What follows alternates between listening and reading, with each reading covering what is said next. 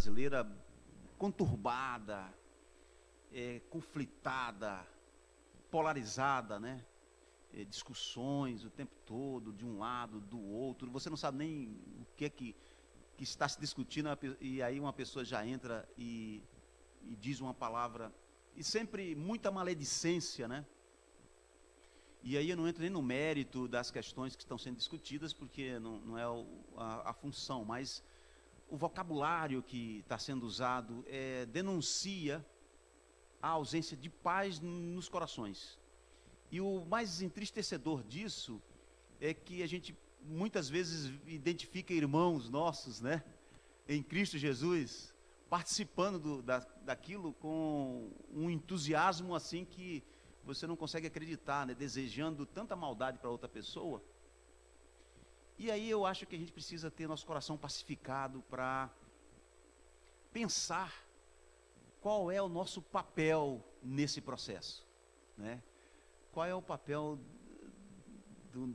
nosso papel como cristãos, como seguidores de Jesus, como discípulos, nesta hora, né? Nós vivemos nesse tempo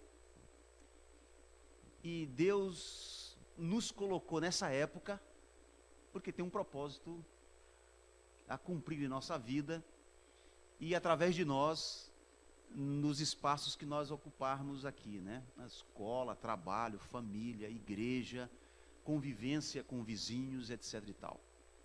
Pensando nisso, eu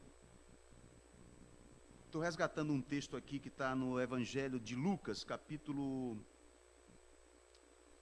8,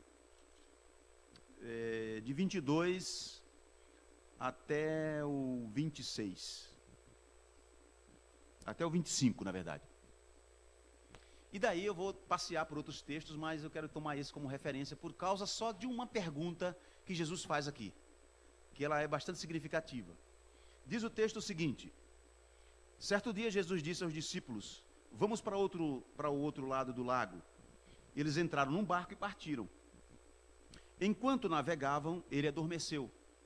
Abateu-se sobre o lago um forte vendaval, de modo que o barco estava sendo inundado e eles corriam grande perigo. Os discípulos foram acordá-lo clamando: Mestre, mestre, vamos morrer.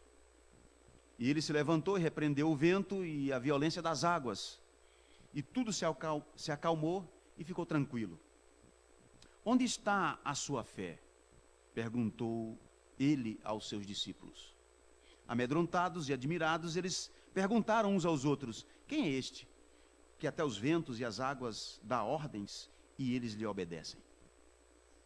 Esse texto existe também em Mateus e Marcos, mas esta pergunta, onde está a sua fé, só está registrado neste evangelho. E é a partir dessa pergunta de Jesus que eu quero pensar um pouco. Quando Jesus pergunta, diante daquela turbulência, a inquietação daqueles discípulos, Jesus levanta e repreende lá o vento e as águas, e depois pergunta para eles: onde está a sua fé? Onde está a fé de vocês? No que vocês creem? Onde está ancorado o seu coração? Qual é a verdade fundamental que sustenta a sua vida? Essa é a pergunta que Jesus está fazendo. E aí, eu me ponho a pensar que Jesus estava dando um indicativo aqui de que a fé nele é um fator de estabilidade para a vida, não é? Quando a gente confia em Jesus, nós adquirimos estabilidade existencial. Essa estabilidade existencial não é uma garantia de que nós não seremos feridos, de que nós não seremos mortos, de que nós não seremos tentados, enfim. Mas é uma garantia de que a nossa integridade interior será mantida. E aí, eu gosto de pensar num Salmo 84, versículos 4 e 5, em que está registrado o seguinte: bem-aventurado aquele que traz dentro de si os caminhos aplainados essa é a tradução antiga. Quando ele passa pelo vale árido, ele o transforma em mananciais. Na minha tradução diz assim, quando passa pelo vale de Baca, e aí a palavra original de Baca quer dizer deserto, ou seco, ou árido.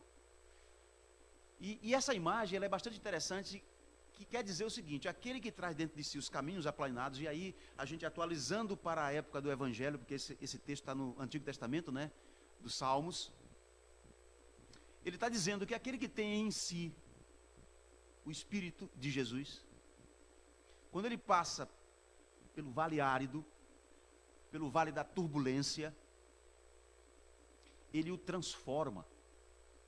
Irmãos, isso me leva a uma outra imagem, que está em Atos 4, 29, que os discípulos foram perseguidos, depois deles testemunharem de Jesus, eles apanharam e foram perseguidos, e depois daquilo, eles estavam orando, mas uma oração totalmente diferente daquela que nós faríamos, pelo menos eu faria, se tivesse passado por tal situação, que é a seguinte, depois de apanhar, e depois de ser perseguido por estar pregando o Evangelho, certamente eu iria para Jesus assim, mas Senhor, como pode? Eu estava pregando a Tua palavra, eu estava testemunhando de Ti, e é isso que vem sobre mim?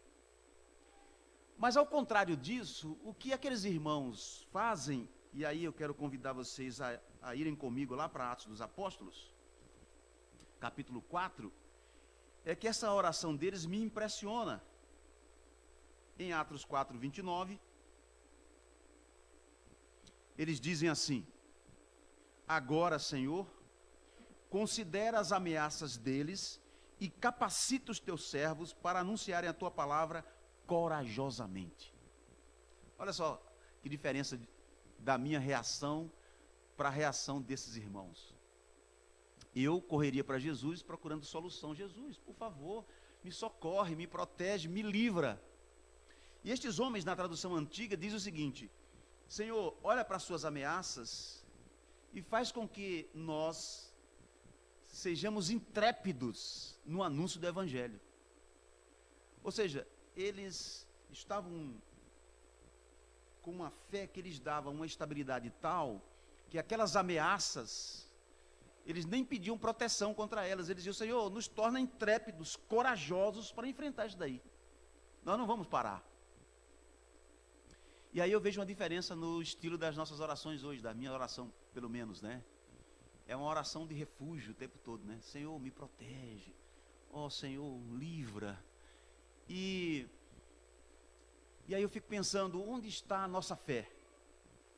Né? Essa fé aguerrida desses homens aqui, que depois de sofrerem tanto, eles não pediam nenhum refúgio. Eles não pediam proteção. Eles pediam forças para continuar indo em frente. Eles não se refugiavam na sua fraqueza, né? Mas da sua fraqueza tiravam força. E aí, irmãos, eu me lembro, eu penso nessa palavra que Jesus dá aqui aos discípulos, nessa pergunta, onde está a vossa fé? Porque quando a gente, às vezes, estabelece a nossa fé em outras coisas, ou nos nossos próprios recursos, nós tendemos a fraquejar. Então, o desafio de Jesus para os discípulos é o mesmo para nós hoje.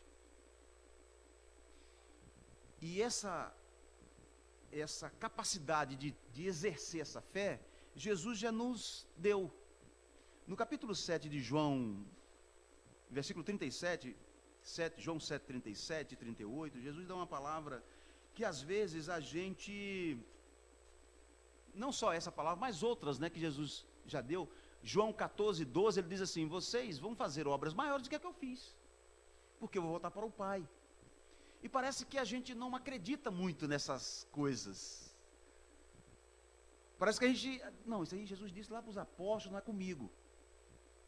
Eu me lembro de uma situação vivida há muitos anos atrás, quando a irmã Dulce da Bahia morreu. Não sei se vocês já ouviram falar. A irmã Dulce, uma mulher que ela era católica, mas ela fez um trabalho monumental com os pobres em Salvador. E aí, quando ela morreu, aquela multidão de gente, e aí muitos comentários sobre a vida dela, o que ela tinha feito, como ela tinha vivido a vida. Era uma mulher que viveu a maior parte da vida com um pulmão só, mas tinha uma decisão, uma capacidade de decisão e digerir as coisas, de direcionar, que impressiona diante da visão frágil que você tem dela. Quem tiver a oportunidade de consultar no Google vai ver as imagens dela. É uma figura frágil, mirrada. E ela simplesmente construiu um hospital de acolhimento aos pobres em Salvador, a partir de um lugar que era um galinheiro antigamente. Ela começou acolhendo as pessoas num galinheiro. E depois isso foi se desenvolvendo. E aí as pessoas diziam assim, mas isso é para ela, porque ela era uma santa. Ou seja, é uma maneira das pessoas dizerem assim, não vou fazer nada disso, não tem nada a ver comigo. Se refugiar colocando as outras pessoas num patamar que diz assim, aí eu não chego, isso aí é para essa pessoa. A gente faz isso uns com os outros às vezes, a gente faz isso com o evangelho, a gente faz isso, mas Paulo era Paulo. Quem era Paulo? Um homem igual a gente. Mas Elias, a Bíblia diz, não, Elias era homem como a gente. E aí a gente diz, Abraão teve aquele destemor de entregar o próprio filho, mas também era Abraão, né? Ou seja, ao longo da vida, nós vamos fazendo e utilizando nossas justificativas para a gente não se permitir, nem permitir que Deus faça certas coisas na nossa vida. E isso a gente bloqueia a ação de Deus na nossa vida, porque por essa palavra que está no Evangelho aqui, João 7, 37, 38, diz assim, no último dia, e o mais importante da festa, Jesus levantou-se e disse em alta voz, se alguém tem sede, venha a mim e beba. Quem crê em mim, como diz as Escrituras, do seu interior fluirão rios de água viva. E ele estava falando do Espírito que havia de dar. Então, se a gente crê em Jesus, como diz as Escrituras, nós seremos fonte de água viva, que já terá saciado a nossa própria sede, mas também vai saciar quem está à nossa volta. E nós vivemos um tempo, irmãos, cheio de sede. As pessoas têm sede de Deus, embora muitas vezes não saibam dizer isto. Elas direcionam essa sede para um monte de coisas, para consumo, para prazeres, drogas, bebidas alcoólicas, internet, trabalho, dedicação extrema ao trabalho. Essas são formas modernas das pessoas direcionarem a sua sede de Deus. Relacionamentos afetivos, pessoas que têm 1000 casamentos, né? Casou 5 vezes, 6 vezes. Isso revela uma sede de afetividade que não é satisfeita pelo mero relacionamento físico. É algo mais. Portanto, quando Jesus faz essa pergunta, ele está fazendo essa pergunta a nós, hoje também. Onde está a vossa fé? E aí, onde está o tesouro mais tesouro da nossa vida? Porque é esse tesouro e é essa fé que vai nos capacitar a, quando passar pelos caminhos áridos, transformá-los. A ideia de que nós, em Jesus, não estamos mais em carência, mas em capacidade de suprimento. Não a partir de nós mesmos, mas dele. Quem crê em mim, como diz as Escrituras, do seu interior fluirão rios de água viva.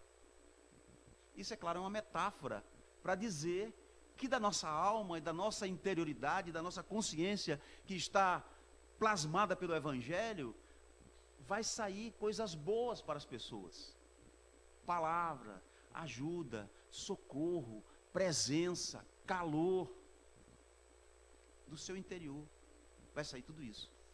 E por vezes nós nos comportamos como eternos carentes. Tem até uma música que eu não concordo muito com ela, que ela diz assim: Senhor, eu venho aqui, Senhor, sem nada para dar, só quero pedir. Essa frase, ela é muito própria dessa época mesmo, né? Só quero pedir. Ou não, nós temos coisas para dar. O Senhor já colocou tanta coisa na gente. Já nos aquinhoou com tanto. E aí eu concordo muito mais com aquela pergunta do salmista: que darei ao Senhor por todos os benefícios para comigo. Ou seja, a fonte, ela só dá água quando você retira a água. Eu morei numa região muito seca.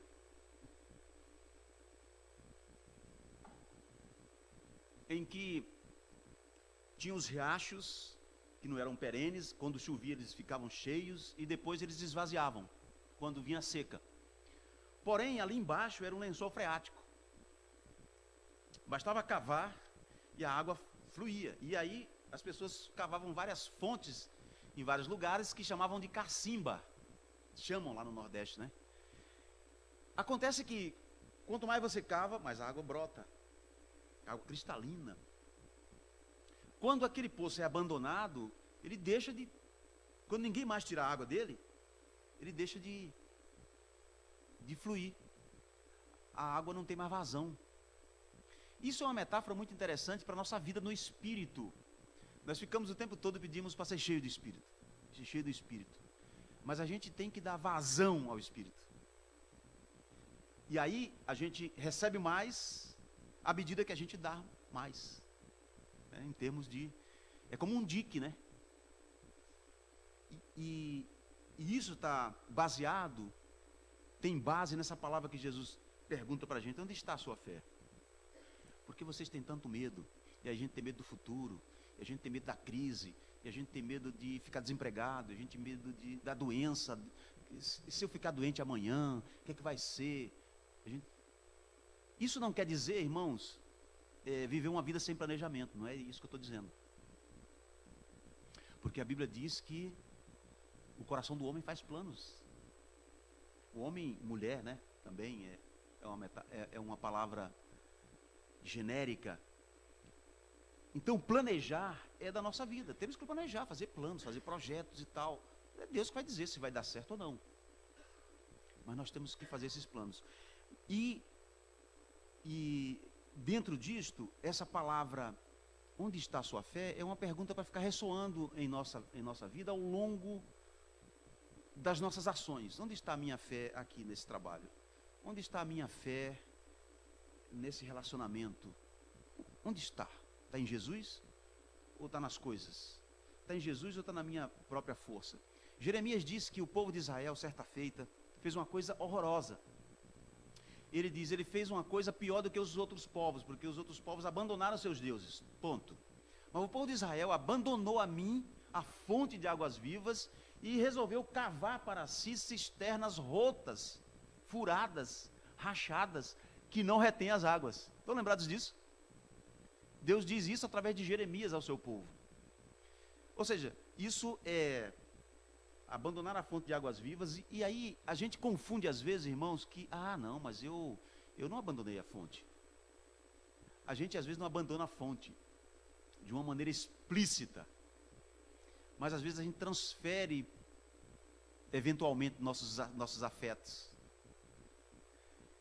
transfere eventualmente nossa confiança, não é? Qual é a primeira coisa que a gente faz quando a gente adoece? Ora, né? Não sei, não. Ou tem um remédio para dor aí? Tem alguma coisa? A Bíblia diz que Jesus é a fonte de todo conhecimento. Mas a gente, por vezes, não confia prioritariamente nele. Confia prioritariamente nos recursos que estão à nossa volta. Primeiro isso, primeiro aquilo, depois aquilo, aí depois eu oro. Ou seja, não significa não procurar os recursos, mas significa a gente dizer assim: não, qualquer que seja o que vier, primeiro eu vou confiar em Deus. Senhor, eu te busco aqui, eu não sei nem o que é isso. Eu estou amedrontado com isso aqui, mas eu confio que o Senhor está nesse negócio. Porque, irmãos, quando o Evangelho entra em nós, o Evangelho de Jesus, quando Jesus entra em nós através do seu Evangelho, qualquer coisa que nos acontecer, qualquer coisa, e aí eu estou dizendo isso não levianamente, mas com muito temor e tremor diante de Deus, porque a palavra me autoriza a dizer isso. Depois que nós fomos atingidos pelo Evangelho, tudo que nos acontece, bom na nossa visão, ou ruim também na nossa visão, até as trágicas, elas não têm mais o poder de nos produzir mal. Sabiam disso? Todas as coisas cooperam para o bem daqueles que amam a Deus. O segredo é: você ama a Deus, eu amo a Deus. Se nós amamos a Deus, não existe nada nesse mundo mais que possa nos fazer mal. Porque Deus, por um mecanismo dele, de misericórdia dele, quando percebe que o nosso coração está nele, qualquer coisa que nos atinja, ele transforma isso, ainda que venha para fazer mal, ele transforma isso em bem. E por isso que a gente não tem que temer. Por isso que a gente pode andar tranquilo, sem medo da tragédia, sem medo da crise, sem medo de qualquer coisa. Porque em Jesus, tudo que nos vier, Ele vai transformar em instrumento de aperfeiçoamento da nossa vida nele. Romanos 8 diz que nada pode nos separar do amor de Deus. Se estamos em Cristo, nada pode nos separar dele. E ele diz: nada mesmo, nem fome, nem lutas, nem potestades, nem forças deste mundo, nem do outro, nem crises, nem morte, nem doenças, nada. É o que está escrito no Evangelho. Nada disso pode nos separar do amor de Deus que está em Cristo Jesus. Então, quando Jesus pergunta: onde está a vossa fé? Ele está questionando os discípulos exatamente sobre isso. Se vocês confiarem em mim, do seu interior vai fluir rio de água viva. Se vocês confiarem em mim, mesmo no meio da tempestade, vocês estarão tranquilos como eu estou tranquilo. Jesus estava descansando, estava lá, dormindo. E aí ele acorda porque os discípulos o acordam, né? Então, isso tem a ver com coração pacificado em Deus. Não quer dizer que a gente não sinta medo, né? Mas quer dizer que o medo não vai nos dominar. Quer dizer que o pânico não vai tomar conta de nós. Porque o nosso coração estará pacificado em Deus. Essa é a grande transformação do Evangelho. Enquanto todo mundo está correndo como ratos, tentando se proteger, nós em Deus estamos correndo, tentando proteger os outros. Porque a nossa vida está resolvida em Deus. Essa é a lógica do Evangelho. Nós buscamos servir o outro e cuidar do outro, porque Deus já tem cuidado de nós. Porque os nossos problemas agora são de Deus. E por isso Ele nos dá a liberdade agora e já tirou esse fardo das nossas costas para que a gente possa cuidar dos outros. Por isso que a lógica, o principal sinal do Evangelho e marca de que alguém tem o Evangelho no coração, tem Jesus no coração, é o amor. Não é nada mais que isso. Não é vir à igreja, não é a quantidade de vezes que você vem à igreja, não é a quantidade de vezes que você já leu a Bíblia, não é nada disso marca quem é do Evangelho. O que marca é o quanto nós amamos. E a pergunta fundamental que Jesus fez a Pedro, para capacitá-lo a ser um discípulo que fosse orientador de outros discípulos, foi simples. Jesus disse assim: ô Pedro, você sabe os 10 mandamentos? Foi essa a pergunta? Ô Pedro, você sabe o texto que conta a história da Páscoa no Antigo Testamento? Ô Pedro, quantos versículos você decorou da Torá? Não. O que é que Jesus pergunta? Quem se lembra? João 21. Pedro, tu me amas? 3 vezes Jesus faz isso. Então o critério é o quanto amamos a Jesus. E o quanto amamos a Jesus vai nos mobilizar para amar os outros, para amar a sua palavra, para amar a comunidade, para participar das coisas. Ou seja, a lógica é inversa. Essas coisas acontecem, eu venho à igreja, eu leio a Bíblia, eu comungo com os irmãos, por causa do amor de Deus que já está em mim. E não para. Então, que essa pergunta nos mova a uma resposta que os discípulos não deram aqui, né? Eu acho interessante ter algumas perguntas no Evangelho que não tem resposta. Por quê?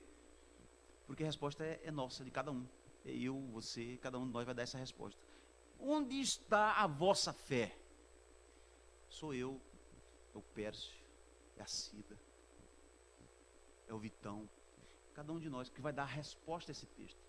Porque essa palavra é viva e eficaz. Então ela fala conosco, ela nos faz perguntas, e aí que resposta eu dou? Pedro, tu me amas? E aí Jesus faz essa pergunta a Pedro, mas ali você pode colocar o seu nome.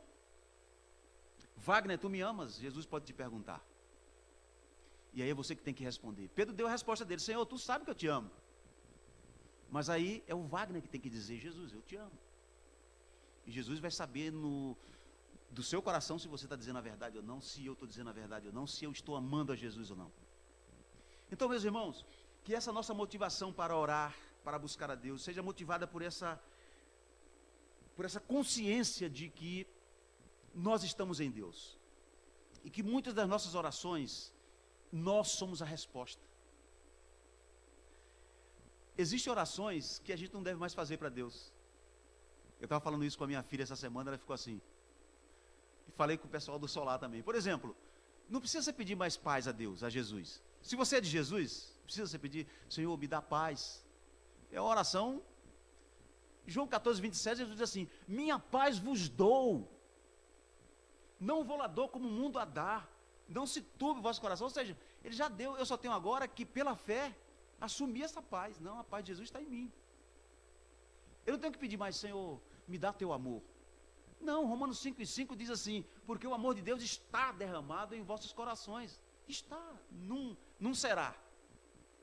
Então, quando a gente tem uma consciência dessas coisas, algumas situações ficam resolvidas na nossa cabeça e no nosso coração. Porque a paz de Deus está no nosso coração. Senhor, me abençoa. Aí Paulo diz em Efésios capítulo 1, versículo 3, dando graças a Deus: bendito seja nosso Deus e Pai de nosso Senhor Jesus Cristo, que nos tem abençoado. Essa palavra do grego é uma palavra que tem sentido de continuação, ou seja, Deus nos abençoou e continua abençoando, com toda sorte de bênçãos, né? Então, nós somos abençoados já. E o nosso papel fundamental é sermos intercessores neste mundo e sermos servos de Deus nesse mundo. Eu acho que o mundo não precisa mais ver, irmãos, templos. Não precisa. O mundo precisa ver a efetividade desses templos, né? No mundo não precisa mais de templo, de construção de templo, de igreja tal, de igreja não sei o quê. Precisa dessas construções funcionando. Isto eu creio que precisa. Amém? Que Deus nos abençoe e que aplique a sua palavra ao nosso coração, dando-nos essa consciência de que nós confiamos nele, nós estamos estribados nele, e por causa disso nós seremos capazes de passar pelo vale árido e transformá-lo, né, em mananciais. A minha imagem disso é alguém que passa por um jardim todo seco, e aí à medida que você vai passando, aquelas imagens de filme, né? Você vai passando, vai ficando tudo florido, tudo bonito, tudo porque você passou. Essa é uma imagem da igreja como um todo também. Onde a igreja passa, alguma coisa fica renovada, fica construída, fica limpa, fica melhor, o ar fica mais puro, o cheiro de Jesus está por ali, o perfume de Cristo, a luz de Jesus está brilhando ali, estava escuro, agora está tudo claro. É assim que é a concretização desse versículo aqui do Salmo 84, versículos 4 e 5. Que Jesus nos abençoe, irmãos, e aplique essa palavra no nosso coração.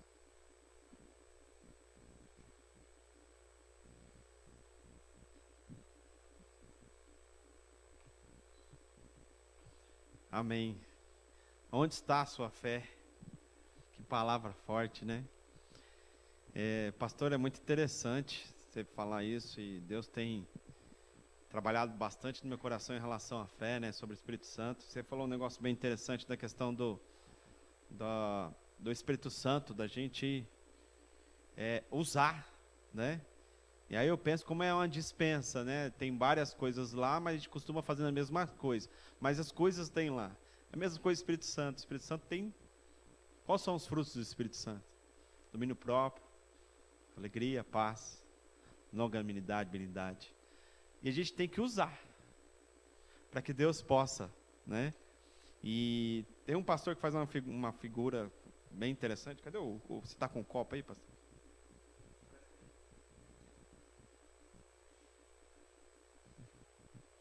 Assim, ó. Pensando rapidinho. Quando fala enchei-vos do Espírito Santo, qual que é a imagem aqui que você leva a cabeça logo? Enchei-vos do Espírito Santo. É a copa ou a garrafa? Para encher do Espírito Santo. O copo, né? Então, irmãos, agora vai abençoar a vida de alguém com isso aqui.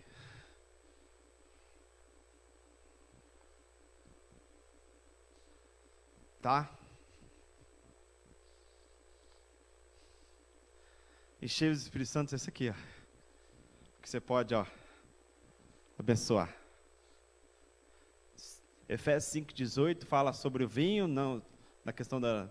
Não usa o vinho como libertinagem, mas enchei-vos do Espírito Santo. Aí vem vírgula, falando entre vocês com salmos, cantando hinos. O que mais? Dando graças a Deus. E ali vai falando como que é o enchei-vos do Espírito Santo. E a gente pensa muitas vezes, né, pastor, que é me enche, né? Me enche, mas não usa. Nós precisamos usar. Precisamos desse Espírito, dessa fé. Que palavra abençoada, glória a Deus. Que Deus abençoe sua vida, pastor. E que essa fé possa estar convicta em nossos corações, para que a paz reine em qualquer situação. Amém? Senhor Jesus, obrigado, Deus, por essa palavra abençoada. Obrigado porque o Senhor tem agido entre nós. Que possamos ser cheios do Espírito Santo, mas da maneira certa, Deus. Usando para a honra e glória do Teu reino. Para que as pessoas, através desse agir, possam ver a quem nós cremos, ver a nossa fé, que não está baseada em qualquer coisa, mas está baseada no Teu amor, no Teu Espírito. E através disso as pessoas possam enxergar ao Pai, que é o Todo-Poderoso, e possam dar glórias a Ti. Pai, nos usa poderosamente, Pai, em nome de Jesus. Obrigado pelo louvor, obrigado pela palavra, obrigado pela oração, e que Teu nome seja grande, Pai, para a honra e glória do Senhor, em nome de Jesus. Amém. Irmãos, a gente vai considerar o culto encerrado, mas se você não participou da oração ainda, os meninos vão ali deixar um louvor.